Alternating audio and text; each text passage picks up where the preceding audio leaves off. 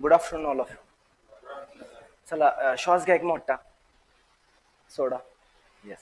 म्हणजे काय असतं, खूप वेळ बसलाय तुम्ही, तुमची मेंटॅलिटी ओळखून मी एक 10-15 मिनिटं घेतो. आणि आयुष्य बदलणार आहे आपण आता, हे तुमचे 6 महिने आयुष्य बदलणार आहे. मनाची तयारी करून ठेवा. आपण एका कम्फर्ट झोन मध्ये आहे, त्याच्या बाहेरून तुम्हाला करायचं हे सगळं. म्हणजे आम्हाला तुम्हाला खूप काय द्यायचं आहे, पण आता तुमची जुळी किती मोठी आहे ह्याच्यावरती डिपेंड करते आता ते सगळ्या गोष्टी. ठीक आहे. आता माझं सरांनी इंट्रोडक्शन केलेलं आहे.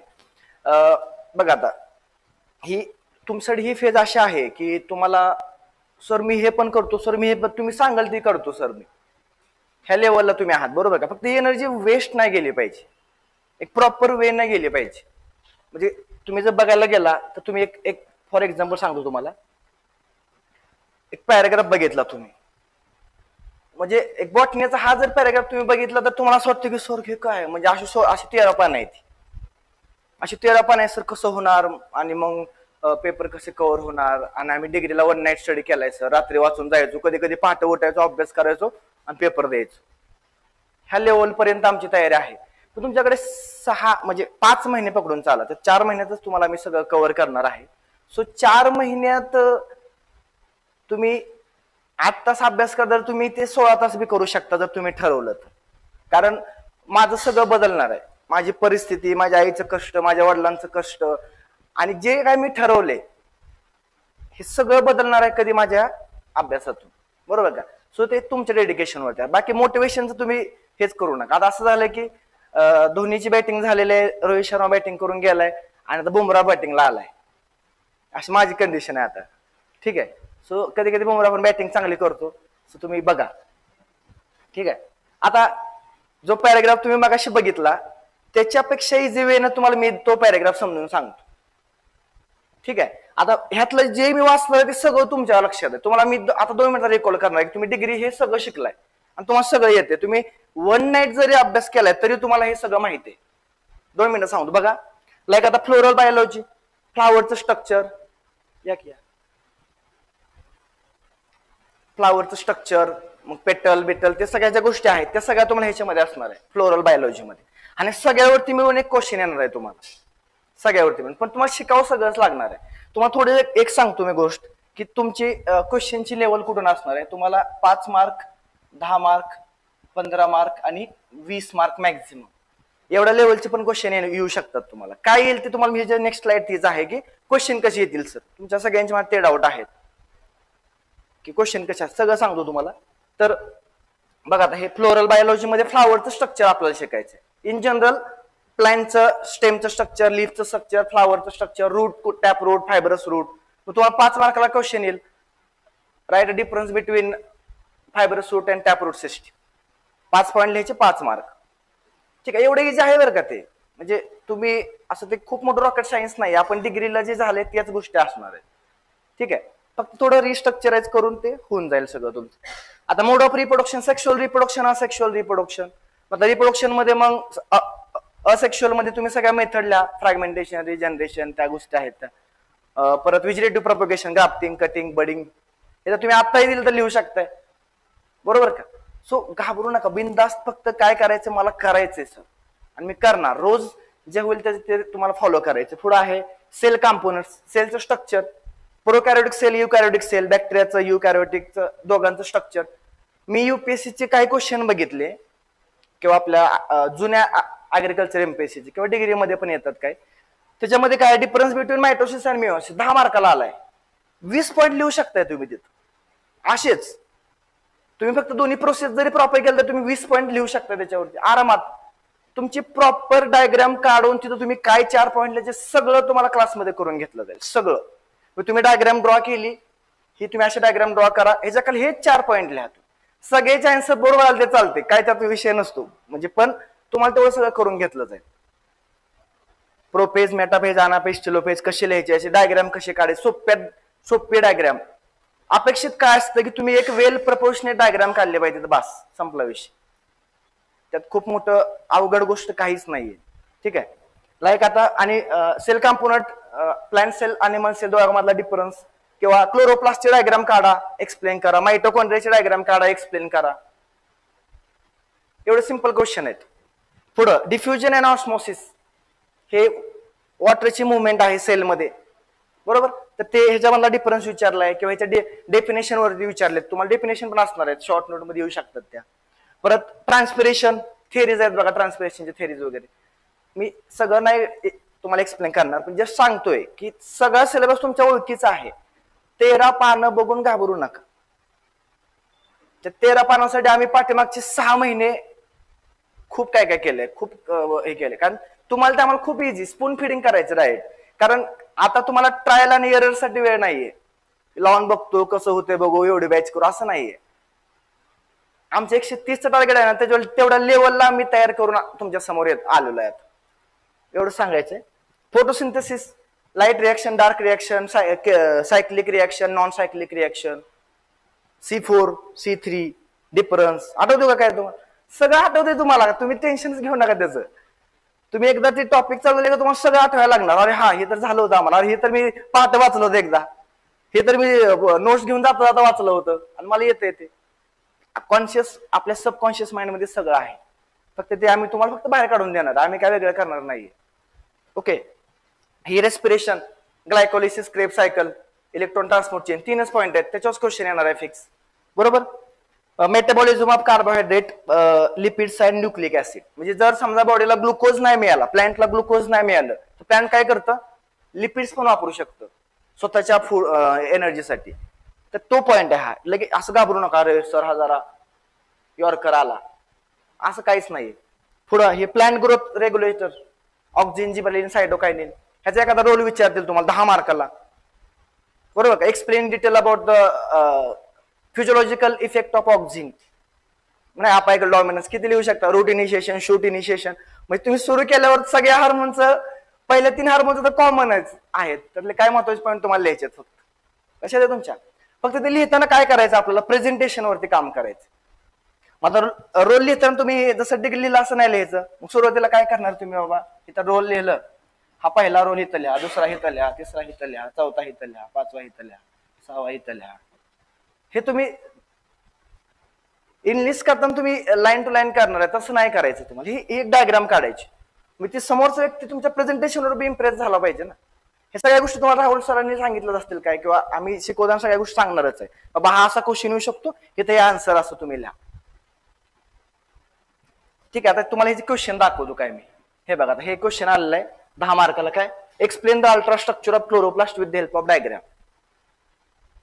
अल्ट्रास्ट्रक्चर म्हणजे काय नाही, तुम्हाला आउटर मेम्ब्रेन, इनर मेम्ब्रेन, आतमध्ये स्ट्रोमा, त्याच्यामध्ये ग्रॅना, त्याला जोडणाऱ्या स्ट्रोमा लॅमेली काढल्या, दॅट्स इट. डायग्राम झाली 2 मिनिटात. तुम्हाला काय करायचं, आउटर मेम्ब्रेन काय करते, इनर मेम्ब्रेन काय करते, स्ट्रोमा मध्ये काय होते, ग्रॅना काय करतात, थायलॅकॉइड काय करते, पिगमेंट्स कुठं असतात, आणि लाईट रिएक्शन येत होते, डार्क रिएक्शन येत होती. That's it. हे तुमचं फ्रेमवर्क बनवायचं आणि तुम्हाला ते पेपरमध्ये प्रेझेंट करायचं. किती मार्काला आहे तो, 10 मार्काला आहे. हा UPSC ला आला होता, 2024चा क्वेश्चन आहे आताच. ह्यात काय असं मला सांगा खूप मोठं हे का बाबा, कसं व्हायचं सर आता, असं नाही. आपण शिकलोय हे सगळं, बरोबर का नाही. पुढं काय क्वेश्चन आहे बघा, what is cell cycle, mitosis meiosis मधला क्वेश्चन आहे हा. इंटरफेज आणि mitosis. Interphase G1 S G2 तुम्हाला एक्सप्लेन करायचंय. मायटोसिस मध्ये प्रोपेज, मेटाफेज, अनाफेज, टेलोफेज आणि सायटोकायनेसिस. That's it. हे तुम्हाला प्रत्येक पॉईंट खाली 4-4 पॉईंट लिहायचे, प्रत्येकाचे डायग्राम काढायचे. किती मार्क्स मिळणार आहेत तुम्हाला, 10 मार्क मिळणार. बरं, मी काय असं वेगळं बोलतोय असं वाटतंय का तुम्हाला, नाही ना. माझ्या लेक्चरमध्ये एक हे सांगतो तुम्हाला, जर समजा लेक्चर चालू असताना मी बोर करणारच नाही कधी, पण समजा झोप लागली तर बिंदास झोपायचं 10 मिनिटं. किती मिनिटं, 10 मिनिटं झोपायचं. शेजारला सांगायचं मला थोड्या वेळानं उठव. कारण तुम्ही पेंगत 1 तास वाया घालवण्यापेक्षा माझं म्हणणं आहे 10 मिनिटं झोपून फ्रेश परत लेक्चरला हे करा. तुम्हाला भूक लागू शकते, चॉकलेट वगैरे आणून तुम्ही खाऊ शकता. सर मला पण दिलं चालेल, काय प्रॉब्लेम नाही. पण तुम्ही 2 तासाच लेक्चर आहे फुल ऑफ एनर्जी, की मी हिथं आलोय ना तर हिथंच सगळं शिकणार आणि हिथंच पाठवून जाणार. घरी जाऊन मी फक्त रायटिंग करणार. एक स्टुडंट होती पल्ले शिर्के, अमृता शिर्के नावाची. हिथं लेक्चरला बसायची, लेक्चर मध्ये जे काय होते सगळं ती मेमोराईज करायची. घरी गेल्या गेल्या 1 तासात त्याची PDF यायची लगेच. सर मी एवढं हे केलंय, ते चेक करणं व्हायचं नाही कधी कधी, पण इन जनरल हे खूप गरजेचं आहे तुमच्याकडून. मी सगळं मेमोराईज केलं सर मला एवढं आठवते आणि हे दॅट्स इट. बरोबर का? म्हणजे हे टू वे झालं पाहिजे. तुम्ही येऊन बसताय नुसतं रणजित सर शिकवत आहेत, काय जण असे असं चालू असतं, पण ऍक्च्युअली त्यांच्या मनात काय चालू असतं, आज क्लास सुटला मी पाणीपुरी खायला जाणार आहे. म्हणजे हे नाही पाहिजे आपल्याला. तुम्ही तर बसलाय ना 100% फोकस द्या, कारण 2 तास तुम्ही 4 तास देणार आहे, तर ते काय झालं पाहिजेत, युटिलाइज झाले पाहिजे. तो पण अभ्यासाचाच भाग आहे. तो असं नाहीये की तुम्ही इथं आलाय मामा मी लायब्ररी जाऊन वाचून त्यावेळेसच मला फोटोसिंथेसिस कळेल, त्याशिवाय मी, असं नाहीये. तुम्ही इथं समजून घ्या फोटोसिंथेसिस, वाचायची गरजच नाही ना जाऊन तुम्हाला. ओके, अजून पुढचं काय क्वेश्चन, ऑस्मोसिस आणि हे बघा डिफरन्स बिटवीन ऑस्मोसिस आणि डिफ्युजन. 10 मार्काला क्वेश्चन आहे, फर्स्ट ला आलता. आता ह्याच्यापेक्षा तर काठीण्य पातळी नाही जाणार आहे आपली का जाईल? तुम्ही एक साधा लॉजिक विचार करा, हे UPSC चे क्वेश्चन आहेत, बरोबर. अजून बघा, right a note on chlorophyll pigments. Chlorophyll A B C D E. Chlorophyll A बद्दल लिहायचं, B बद्दल लिहायचं. 10 मार्काला लिहायचं तुम्हाला. Discuss the cyclic and non cyclic photophosphorylation. हे सगळ्याचे 10 पॉईंट आहेत फक्त. डायग्राम काढायचे 10 पॉईंट 10 पॉईंट. किती पैकी किती? 15 पैकी 15 15 तुम्हाला. फक्त प्रेझेंटेशन, तुमचे पॉइंट्स, तुमच्या उत्तराची सुरुवात, उत्तराचा एंड, ह्या सगळ्या गोष्टी काम करायचे तुम्हाला. आणि ते 4 महिन्यात आम्ही सगळं करून घेणार आहे. तुम्ही त्याच्याबद्दल बिनधास्त राहावा. हा जेनेटिक्स आहे. आता हे बघितलं होतं पण बाबा सर काय बाबा, हे सर कधी शिकवायचे आम्हाला आणि काहीच कळत नव्हतं. जेनेटिक्स मध्ये काय, आता DNA आणि RNA बद्दल तुमचं स्ट्रक्चर डबल स्टँडर्ड असतो. Adenine always binds with guanine, sorry thymine, cytosine, guanine, phosphate diester bond, सगळे बॉन्डचे नावं वगैरे, हे स्ट्रक्चर तुम्हाला लिहायचं. वॉटसन अँड क्रिकचं मॉडेल खूप वेळा विचारलं UPSC. आता पण मी चेक केलं, 8 वेळा क्वेश्चन आला त्याच्यावरती. वॉटसन अँड क्रिकचं DNAचं स्ट्रक्चर एक्सप्लेन करा. पुढं काय, जेनेटिक रिप्लिकेशन, DNA पासून DNA तयार होतो. हे जी प्रोसेस आहे त्याचे 8 पॉईंट आहेत. इनिशिएशन, इलॉंगेशन, प्रायमरी, ओकाझाकी फ्रॅगमेंट्स वगैरे. ते ऐकून घाबरू नका, तुमचे मी पाठ करून घेणार आहे सगळं, ठीक आहे. सो त्याच्यावरती काम करूया आपण. स्ट्रक्चरल चेंजेस क्रोमोझोम, पॉलिप्लॉइडी, अॅनिओप्लॉइडी, इप्लॉइडी शिकलाय ना तुम्ही, आठवतंय का तरी थोडं तरी? तर तेच पॉईंट आपल्याला शिकायचे. क्रोमोझोम मध्ये चेंज होतात ते.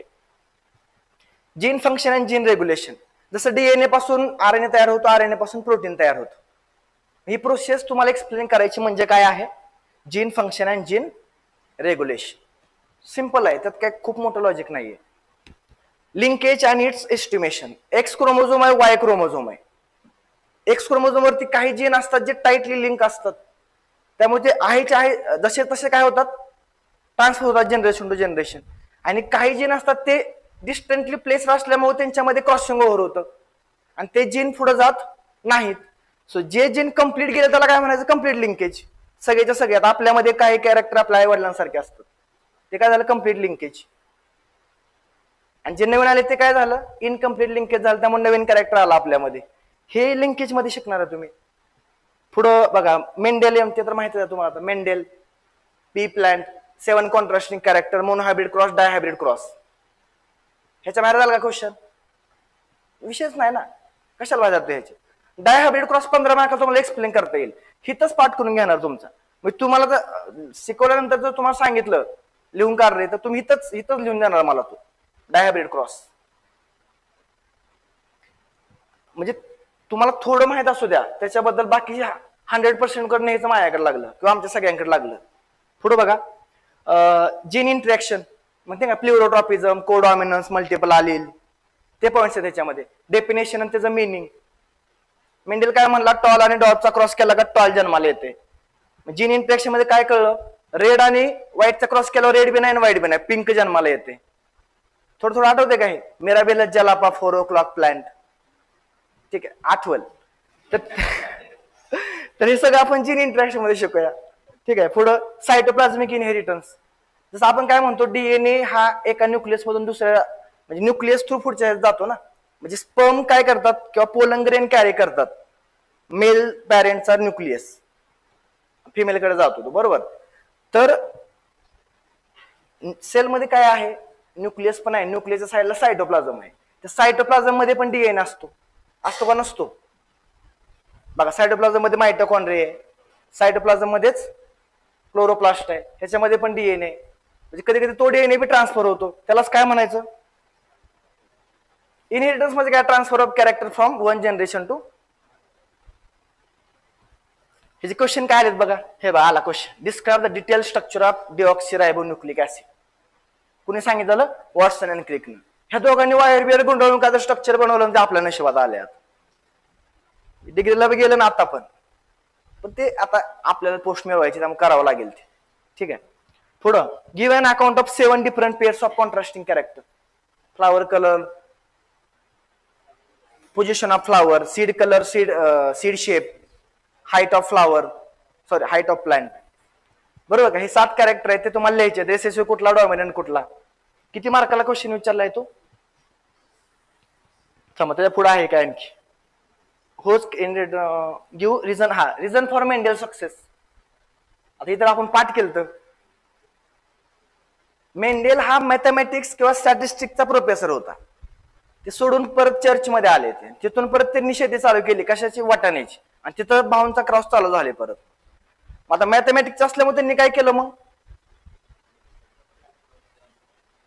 ते लिहून ठेवले ना सगळं. ते रेकॉर्डिंग मेंटेन केलं त्यांनी, रेशिओच्या फॉर्म मध्ये मारलं त्यांनी, मॅथमॅटिक्स वापरलं तिथं. ह्या गोष्टी झाल्या म्हणून ते सक्सेस झालेत. आपण सगळे पॉईंट लिहिणार आहे. तुम्हाला 8 पॉईंट पाठ करायचे आणि ते एक्सप्लेन करायचे. डिग्रीमध्ये कसं करायचं आपण? पॉईंट हायलाइट करायचा, आतमध्ये काय बिल्या म्हणून.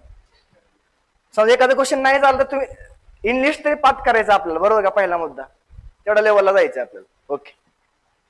Difference between linkage and crossing over सगळं सांगतो तुम्हाला ते पण. पुढे आहे व्हॉट इज द पॉलिप्लॉइडी. हा पण क्वेश्चन फिक्स असायचा बघा. आपण पीवायक्यू करायचो त्यात असायचा पॉलिप्लॉइड, अॅन्युप्लॉइडी, नलिसोमी, मोनोसोमी, 2n-1. आठवते काय? येस ते सगळं आहे. पुढे प्लॅन बिडिंग. हे जरा आपण त्यात कसं प्रोसिजर असायच्या त्यामुळं कमी केलं होतं. म्हणजे हळूहळू नाही का सिनियर होत जातो तसं आपण काय करत जातो, अभ्यास कमी कमी होत जातो. नवीन नवीन कसं फर्स्ट इयरला थोडं हे असतं. फर्स्ट इयरचे सगळे सब्जेक्ट भारी समजतात. सेकंड इयरला जर आपल्याला आता सिनियर झालोय मी, थर्ड इयरला सुपर सिनियर असतोय मग, आणि फोर्थ इयरला मग वेगळे व्हर्जन असतं इथे. बरोबर का? असं. सो तुम्हाला अवघड कुठले जात आहेत? जे थर्ड इयर फोर्थ इयरचे टॉपिक आहेत ते थोडेसे आवड जातात, कारण त्याला तुम्ही जास्त सिरियस नसते. थोडं कॉलेजच्या वातावरणात असतंय. कॉलेजची लाईफ, मेरी दुनिया असं. तर ऑब्जेक्टिव्ह ऑफ प्लॅन बिडिंग वगैरे ते scope and importance and objective हे कसं होतं आपलं? बरोबर. स्कोप, इम्पॉर्टन्स अँड ऑब्जेक्टिव्ह या गोष्टी. ठीक आहे. हेट्रोसिस अँड एक्सप्लॉयटेशन म्हणजे पहिल्या 2 पॅरेंट पेक्षा F1 ज्यावेळेस खूप स्ट्रॉंग असतो त्यावेळेस त्याला काय म्हणतो आपण? हेट्रोसिस. आपण असं का करतो, त्याचा प्लॅन ब्रीडिंग मध्ये कसा वापर करतो आपण, ह्या सगळ्या गोष्टी आपण तिथं बघूया. आता हे methods of breeding in self pollinated and cross pollinated, ह्याच्यात एक 10-12 मेथड आहेत. पेडिग्री सिलेक्शन, मास सिलेक्शन, आठवतंय का थोडं थोडं? म्हणजे तुम्हाला मी प्रॉपर सगळ्या मेथड्स पाठ करून घेणार आहे. त्याच्यानंतर त्याच्यामध्ये तुम्हाला सगळ्या प्रोसिजर कशा होतात की तुम्ही ते जरी समजा तुमचं रिव्हिजन राहिलं नाही झालं तर तुम्ही एक्झाम मध्ये आठवून सुद्धा लिहू शकता ह्या गोष्टी. एवढ्या लेवलला तुमच्या मनात ते प्रॉपर डिस्ट्रक्चराइज केलं जाईल. सेल्फ इनकॉम्पिटेबिलिटी अँड मेल स्टरलिटी, आठवतंय काय? सेल्फ इनकॉम्पिटेबिलिटी, स्वतःचाच पोलन आला तर नो फर्टिलायझेशन, दुसरा झाला तर लगेच फर्टिलायझेशन. आठवतंय का? ह्याला आउटब्रीडिंग डिव्हाइसेस म्हणून डिग्रीमध्ये आपण आउटब्रीडिंग डिव्हाइसेस, युनिसेक्शुअलिटी, हार्कोगॅमी, हेट्रोस्टाइली, मेल इनकॉम्पिटेबिलिटी. ठीक आहे, आठवलं तुम्ही, गॅप आहे ना मध्ये थोडा त्याच्यामुळे.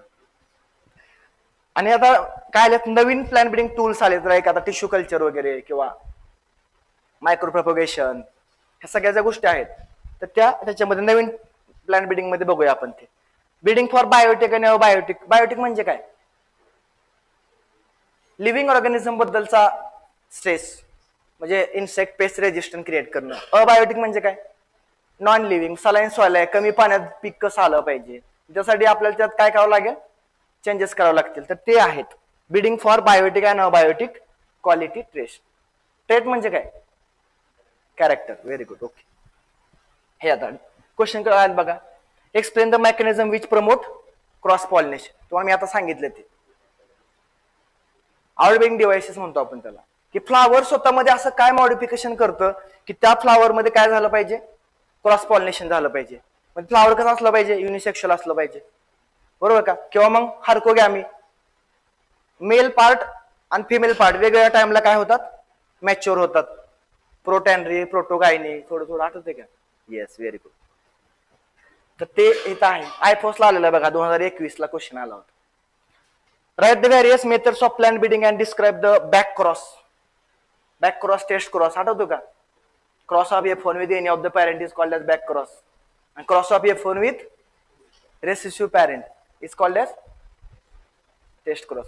मी तुम्हाला टेन्शन मध्ये घालवत नाही बरं का बाळांनो, मी फक्त सांगतोय की हे आहे आणि सोपं आहे. सो टेन्शन नका घेऊ.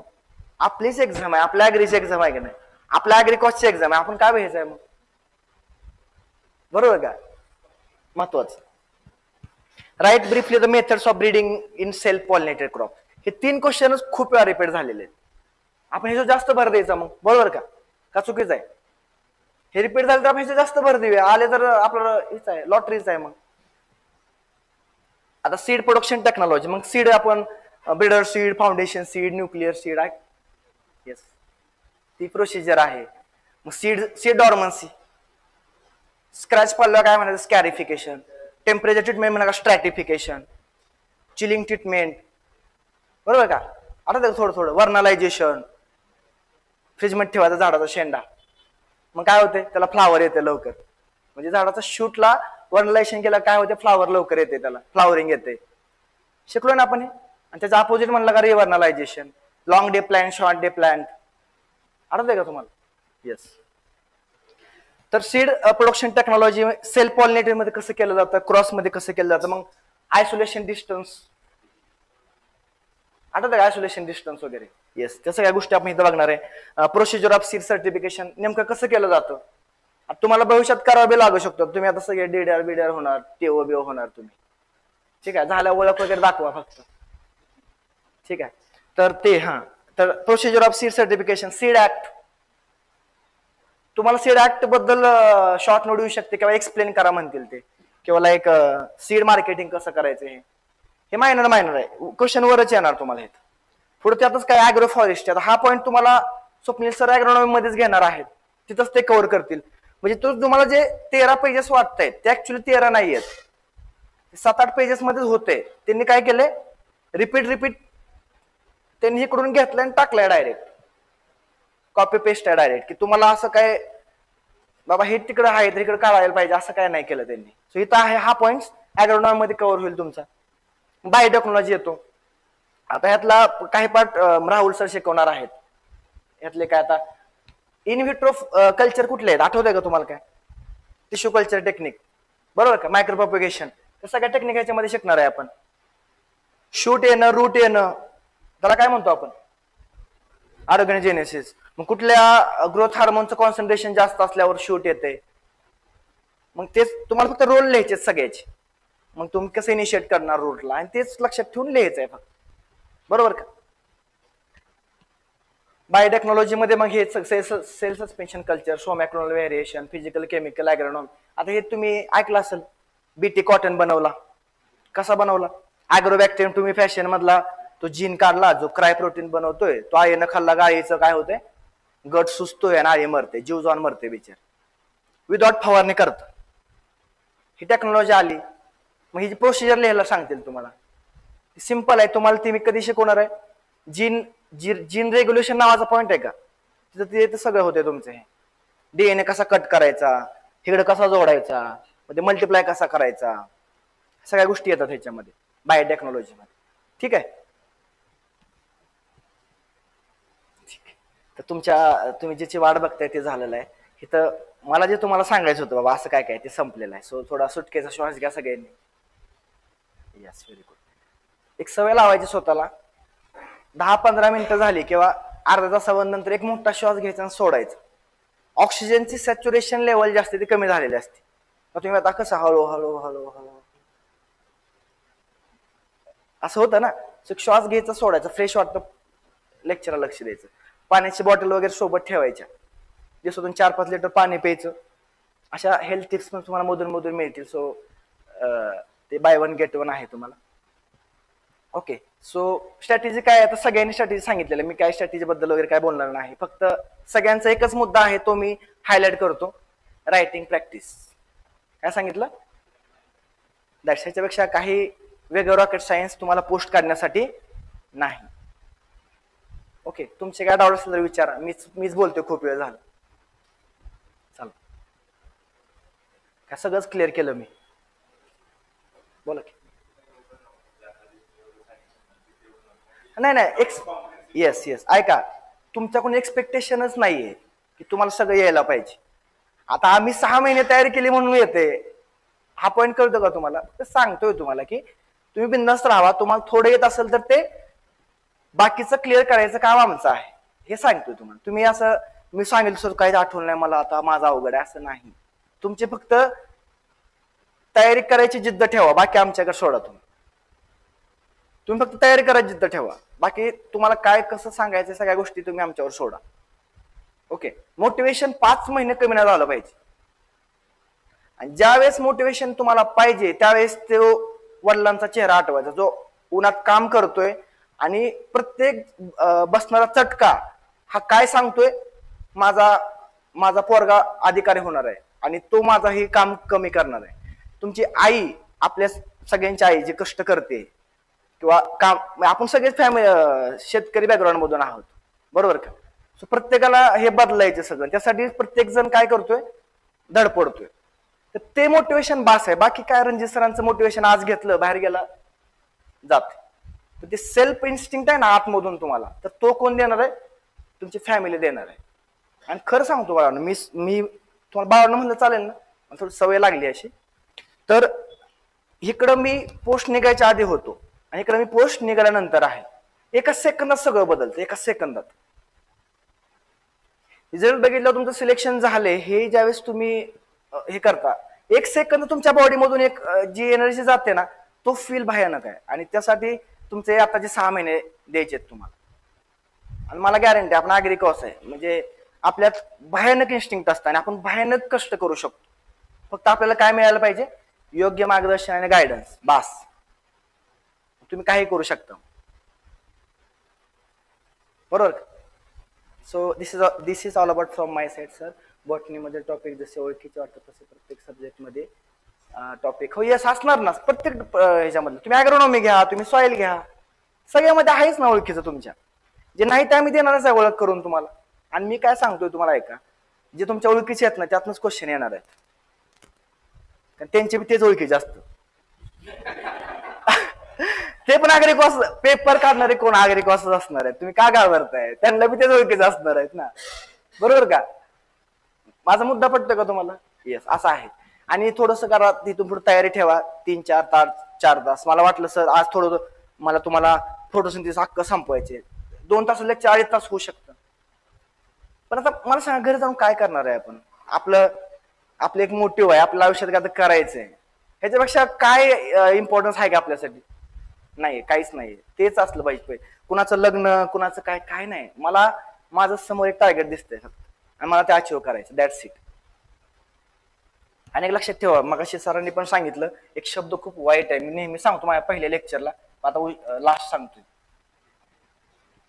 बाळांनो, एवढा वाईट शब्द आहे हा, आयुष्यभर हा आपल्याला कोरत राहतो हा शब्द, की यार मी अजून थोडं वाचलं असतं तर मला हे एवढं जमलं असतं, माझी एका मार्कानं पोस्ट नसते गेली, पण ती गेलेली असते त्यावेळेस. लक्षात ठेवा. आणि हा रिग्रेट जर तुम्हाला वाटून द्यायचं नसेल तर आत्ता टाइम आहे, आजपासून. आत्ता घरी गेल्यापासून सांगतो तुम्हाला, उद्या करतो असं नाही, आत्ता घरी गेल्यापासून. आता जातानाच काय आहे ते पुस्तक वगैरे घेऊन जावा, एक बुकलेट आहे ते, दुसऱ्या दिवशी ते वाचून झालं पाहिजे तुमचं. प्रत्येक बुकलेट 3-4 वेळा वाचून झाले पाहिजे तुमची. तुमच्याकडून अपेक्षित आहे. तुमच्यासाठी मग काही करा, आम्ही आहेच. तुम्ही बिंदास, तुम्ही घाबरूच नका त्यासाठी, ठीक आहे? बाकी काय म्हणता? भूक लागली असेल खूप जास्त सर, आता बास सर, आता असं चालू असेल तुमचं, ठीक आहे? आपण थांबूया. तुम्ही बास म्हणलं त्याच्या पुढे मी नाही शिकवणार, एवढं पण सांगतो. पण तुम्हाला मी बास म्हणूनच देणार नाही, एवढं तुम्हाला मी आता सांगतो, ठीक आहे? तर लवकरच भेटूया आपण. बाकीचं टाइम टेबल वगैरे तुम्हाला सर हे करतील, ठीक आहे? तुम्ही एक्सलन्सला आलात, तुम्ही आमच्यावर विश्वास ठेवला, ह्याच्याबद्दल तुमचा खरंच मला, आम्ही सगळे खरंच कृतज्ञ आहोत की. आणि तुम्ही जो विश्वास ठेवलाय तो, त्याच्यासाठी आम्ही 100% खरं उतरून दाखवणार तुम्हाला. ठीक आहे. बाकी शेवटी तुम्ही मग असतं आपलं सेंड वगैरे, मग तुम्हाला भी इथं बोलायला वगैरे बोलूया, मज्जा करूया, ठीक आहे. सो ऑनलाईनची मुलं थँक्यू म्हणतात सगळे. So most welcome all of you. You are most welcome. ठीक आहे. चला भेटूया.